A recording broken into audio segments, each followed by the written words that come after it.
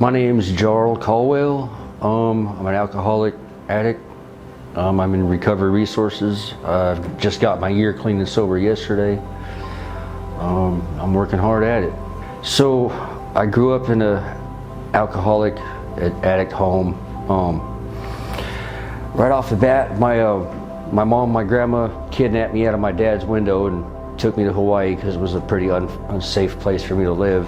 He was involved in some bike stuff, and transporting drugs and guns and alcohol wasn't exactly a safe place for a baby. So my mom and my grandma thought it would be a good idea to move me to Hawaii, and that's where I was raised until I was 15. My mom was still in active addiction, so I grew up in that kind of lifestyle. I'd see her get beat up all the time and parties everywhere, and it didn't take long for me to get placed in foster care. And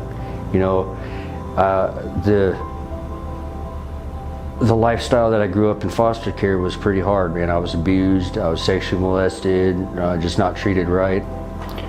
So there's always been something I've always reached out for, and I've always looked for, and I've always thrived as far as not having a structural family or friendships or anything like that in my life. So the guys in recovery resources, I couldn't be happier with the group of people that I have in the house, with me. There's always going to be little problems, you know what I'm saying, but for the most part we really get along. The fellowship there is pretty much spot on, with everybody.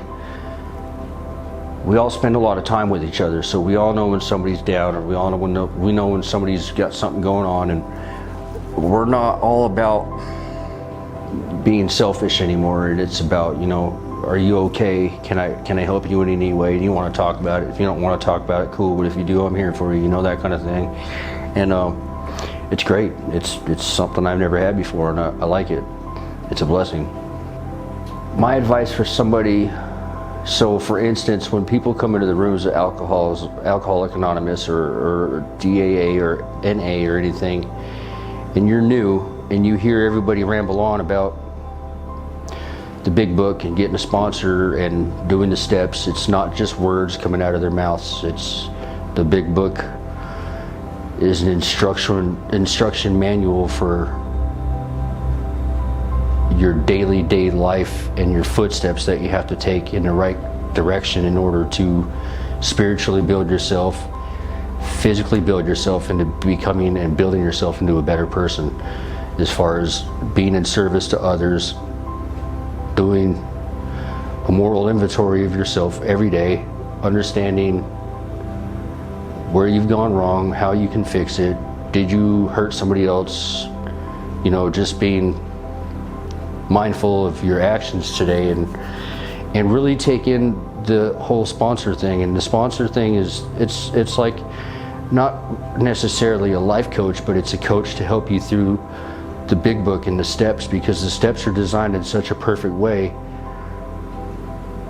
that you can't skip any, because it's not going to work that way. You start from 1 to 12 because it's been built in a certain way to open you up mentally and spiritually and bring all those pieces together to commit yourself to the program of recovery.